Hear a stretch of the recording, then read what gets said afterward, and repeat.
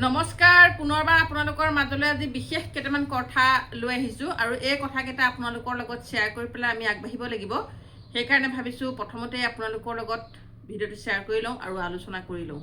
সেইকাৰণে ভিডিঅ'টো প্ৰস্তুত কৰিছোঁ। সকলোৱে চাব আৰু সকলোৱে শ্বেয়াৰ কৰিব, সকলোৱে সহযোগ কৰিব, কমেণ্ট কৰিব কেনেকুৱা হৈছে। এতিয়া কথা হ'ল আমাৰ বিশ্বনাথ জিলাৰ 7টা প্ৰকল্প আছে।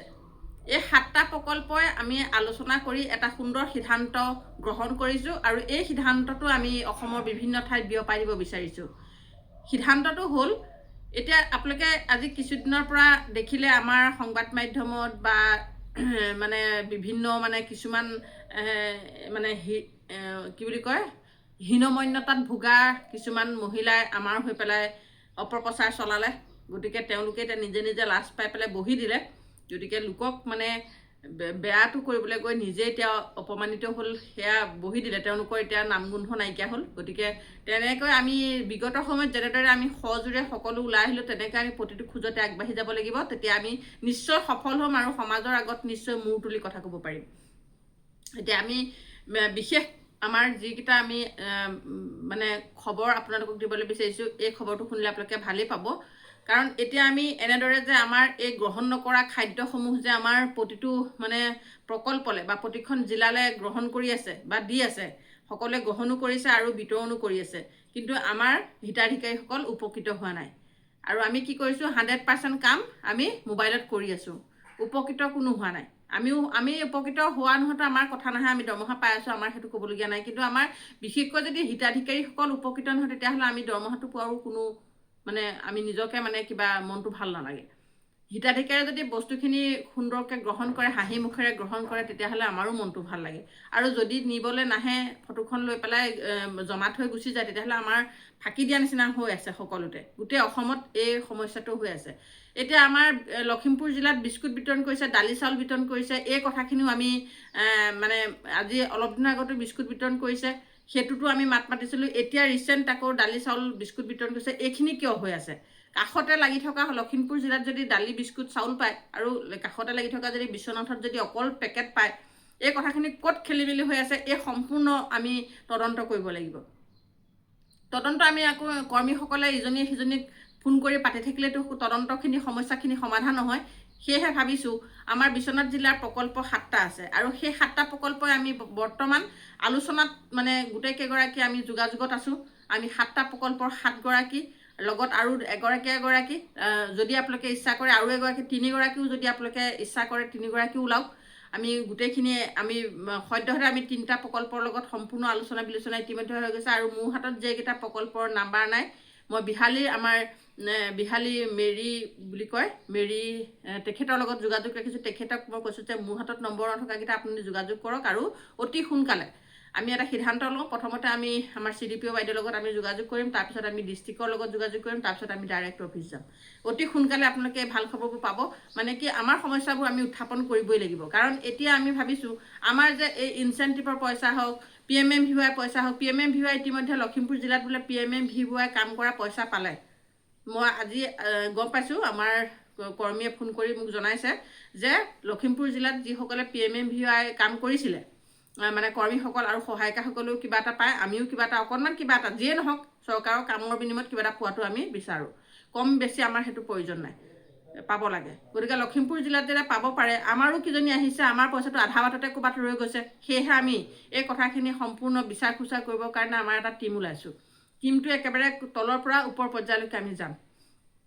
এতিয়া আমি নেতৃবৰ্গলৈ বাট চাই থাকিলে নহ'ব। নেতৃবৰ্গই তেওঁলোকৰ নিৰ্দিষ্ট কামত ব্যস্ত হৈ আছে, তেওঁলোকক দোষাৰোপ কৰিব নোৱাৰোঁ। তেওঁলোকো বৰ্তমান অসমত নাই, অসমৰ বাহিৰত আছে। সেয়েহে তেওঁলোকৰো আমাৰো যিখিনি দায়িত্বৰ কাম, তেওঁলোকে সেই দায়িত্বৰ কামখিনিত অংশগ্ৰহণ কৰিছে। গতিকে আমি তেওঁলোকৰ কাম কৰক আৰু আমি প্ৰকল্প হিচাপে জিলা ভিত্তিত আমি আগবাঢ়িব পাৰোঁ। সকলো জিলাৰ পৰা তেনেকৈ আগবাঢ়ি আহিব লাগিব। তেতিয়া আমাৰ এই কথাখিনি সমস্যাখিনি হয়তো সমাধান হোৱাৰ ৰাস্তাটো উলিয়াব পাৰিম। মই ভাবিছোঁ প্ৰথমতে বিশ্বনাথ জিলাই যদি মূৰটো ভাঙি দিওঁ, তেতিয়াহ'লে হয়তো কাষতে আমাৰ শোণিতপুৰ জিলাৰ লগতো আমি যোগাযোগ কৰিম আৰু শোণিতপুৰ জিলাৰ ছোৱালীও হয়তো ওলাব। মোৰ তেজপুৰৰ কেইবাগৰাকী বাইদেউৰ নম্বৰ আছে, তেখেতসকলৰ লগত মই যোগাযোগ কৰিম। আৰু আপোনালোকে মোৰ এই ভিডিঅ'টো চাব, চাই পেলাই আপোনালোকে কমেণ্ট কৰিব। আমি 9 তাৰিখৰ পাছত বিহুৰ ভিতৰতে আমি যোৱাটো সিদ্ধান্ত কৰিছোঁ। অতি সোনকালে মানে আমি এতিয়া 9 তাৰিখলৈকে প্ৰচেছিংটো আৰম্ভ কৰিম। আৰু আমাৰ কোন কোন ছোৱালী যাব, আমাৰ চাৰ্কুলৰ বাইদেউসকলে, আমাৰ মানে বান্ধৱীসকলে সহায় কৰিব লাগিব। এই ক্ষেত্ৰত সকলোৱে সহায় কৰিব লাগিব, কাৰণ ইয়াৰ পৰা গুৱাহাটী পৰ্যন্ত যাবলৈকে আমাৰ খৰচৰো কথা আছে। গতিকে সকলোৱে সহযোগ কৰক, সকলোৱে এই কথাত একমত হওক, আমাক সহায় কৰক আপোনালোকে। আমি সাহসেৰে ওলাই যাম, সেইটো আপোনালোকে টেনশ্যন ল'ব বা চিন্তা কৰিব নালাগে। মানে শুদ্ধত থাকিলে, সত্যত থাকিলে সাহসেৰে আগবাঢ়ি যাবলৈ কোনেও ভয় নকৰে। গতিকে আমিতো কোনো ধৰণৰ আমি মানে ক্ৰিটিকেলি কাম কৰিবলৈ যোৱা নাই। গতিকে আমি সঁচাটো কৰিবলৈ যাম। এতিয়া গাৰ্জেণ্টে কৈছে আপোনালোকে প্ৰতিবাদ দৰমহাৰ কাৰণে কৰিব পাৰে, কিন্তু এই দালখিচিৰি আৰু চুজিৰ কাৰণে কিয় কৰিব নোৱাৰে।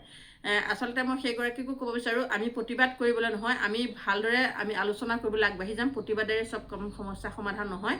সেইকাৰণে আমি জানিবৰ কাৰণে ওলাই যাম। ওলাই গৈ পেলাই আমি আমাৰ ক'ত জানিলে আমি ভাল খবৰটো পাম, সেই অনুসৰি আমি ক্ৰমান্বয়ে আমাৰ প্ৰচেছিং অনুমতে আমি গৈ থাকিম। আৰু এই কথাখিনি মোক আমাৰ ভাল মানে একদম জনা শুনা বহুত মানে লাইনটো দেখাই দিছে। আৰু এনেকৈ কৰিলে তোমালোকে হয়তো উপকৃত হ'ব পাৰিবা।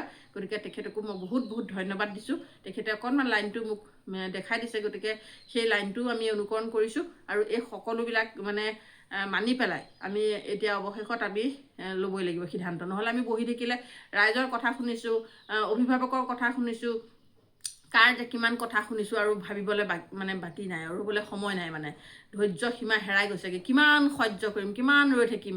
এতিয়া আমাৰ ইলেকশ্যনৰ আগত নতুন বছৰ আহি গ'ল। এপ্ৰিলৰ পৰা নতুন বছৰ ইংৰাজী মতে, আৰু আমাৰ পাবলগীয়া পইচা আমি পাম বুলি ভাবোঁতে ইতিমধ্যে ইলেকশ্যনেই হ'ল, বছৰ শেষ হ'ল। আমি পইচা ধেৰ পাবলৈ আছিলে, নাপালোঁ। কিজানি এই পইচাবোৰ আহিছে আমাৰ নামতহে আহি আছে, কোনোবাই ওপৰতে হস্তক্ষেপ কৰিছে। এই গোটেই কথাখিনিতো আমি জানিব লাগিব। সেয়েহে আমি সকলো ওলাই আহক, সকলোৱে কমেণ্ট কৰক, সকলোৱে এই মোৰ বিষয়টো আপোনালোকে সকলোতে ফ'ল' কৰক। আপোনালোকে জিলাই আলোচনা কৰক, আপোনালোকৰ চাৰ্কুলে আলোচনা কৰক। আলোচনা হৈ একতা হ'লে আমাক কোনো একো কৰিব নোৱাৰে। আৰু আমি চৰকাৰৰ এগেইনষ্টত কাম নকৰোঁ। আমি এগেইনষ্টত কৰিবলগীয়া কাম নহয়। আমাৰ যিখিনি জানিবলগীয়া কথা, আজিকালি সকলো তথ্য জনাৰ অধিকাৰ আছে। সকলোৱে তথ্য জানিব পাৰে, আৰু এই তথ্য জনাৰ অধিকাৰ আমাক কোনো একো কৰিব নোৱাৰে। গতিকে আমি যিটো জানিবলগীয়া, সেই জানিবলগীয়া কাৰণে আমি আগবাঢ়িছোঁ। আমি জানিবই লাগিব। হয়, ডাইৰেক্টৰ অফিচৰ পৰা কিজানি পইচাবোৰ আমাৰ নামত আহি আছে, ক'ৰবাত বাটতে আধৰুৱা হৈ গৈছে।